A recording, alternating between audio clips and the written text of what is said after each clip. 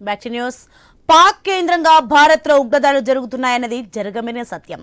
తాజాగా జమ్మూ కాశ్మీర్ అనంతనాగ్ జిల్లాలోని పహల్గామ్ సమీపంలోని బైసరన్ లోయలో లష్కరే తోయిబా అనుబంధ సంస్థ టీఆర్ఎఫ్ సృష్టించిన విధ్వంసాన్ని ప్రపంచవ్యాప్తంగా అన్ని దేశాలు ఖండిస్తున్నాయి, నేతలు ఖండిస్తున్నారు.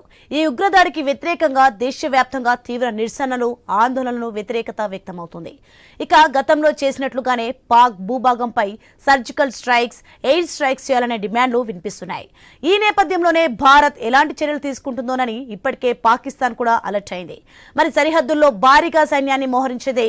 ఈ క్రమంలోనే ప్రధానమంత్రి నరేంద్ర మోదీ అధ్యక్షతన ఆయన నివాసంలో జరిగిన కేబినెట్ కమిటీ ఆన్ సెక్యూరిటీ సమావేశంలో 5 ముఖ్యమైన నిర్ణయాలు తీసుకున్నారు. వాటిని అమల్లోకి తీసుకొచ్చారు.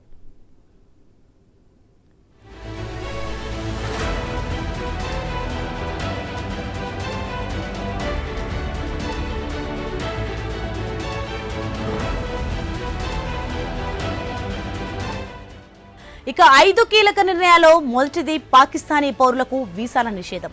సార్క్ వీసా మినహాయింపు స్కీమ్ కింద పాక్ వాసులను భారత్లోకి ప్రవేశించేందుకు అనుమతి నిరాకరించారు.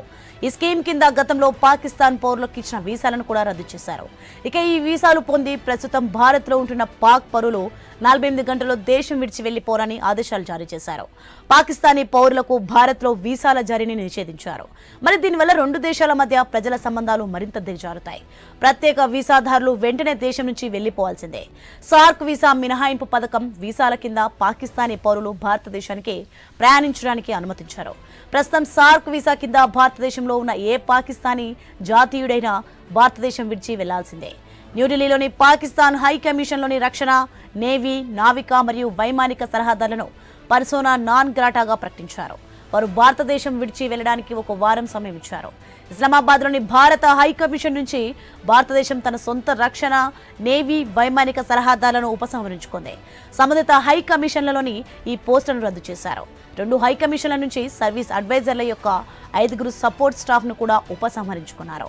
తాజాగా పాక్ పౌరులకు అన్ని రకాల వీసాలను భారత్ రద్దు చేసింది.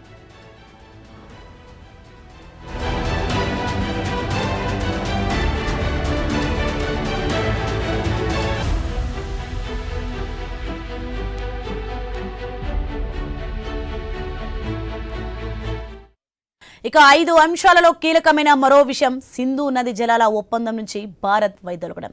అసలు 2 దేశాల మధ్య కీలకంగా ఉంది సింధు నది జలాల ఒప్పందం.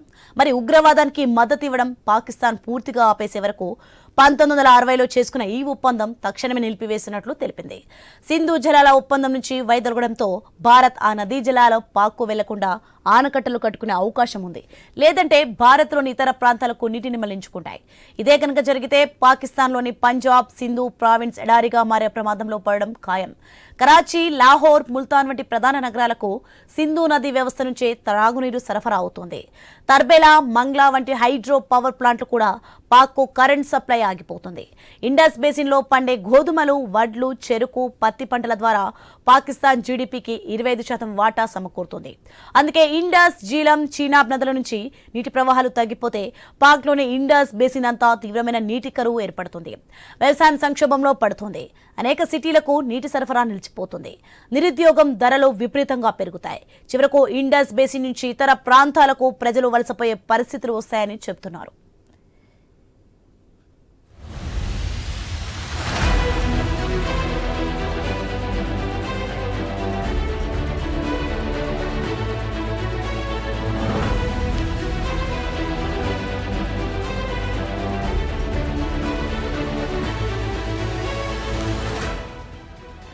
ఇక 3వ అంశం వాఘా అటారీ సరిహద్దు మూసివేత. భారత్, పాక్ దేశాల మధ్య ఉన్న అటారీ చెక్ పోస్టును మూసివేయాలని కేంద్రం ఆదేశాలు జారీ చేసింది. సంబంధిత పత్రాలతో ఇప్పటివరకు అటారీ చెక్ పోస్ట్ దాటి భారత్లోకి వచ్చిన వారు మే 1లోపు వెనక్కి వెళ్లిపోవాలని తేల్చి చెప్పింది. వాఘా అటారీ సరిహద్దు మూసివేతతో 2 దేశాల మధ్య సరిహద్దు ద్వారా వాణిజ్యం, ప్రయాణాలు నిలిచిపోయాయి. మే 1లోపు వెనక్కి వెళ్లని వారిపై దౌత్య సంబంధాలకు లోబడి భారత్ చర్యలు తీసుకునే అవకాశం ఉంది.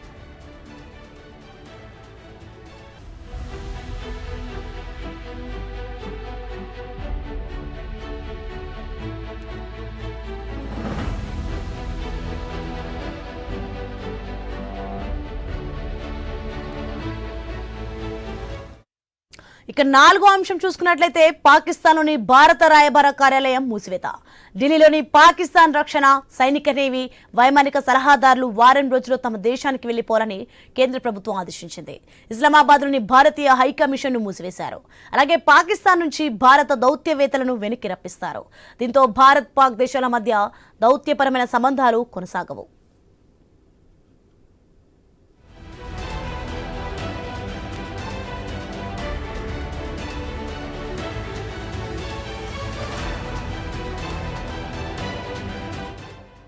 ఇక ఐదో అంశానికి వచ్చేసరికి పాకిస్తాన్ సైనిక సలహాదారులు దేశం విడిచి వెళ్లాలని ఆదేశం.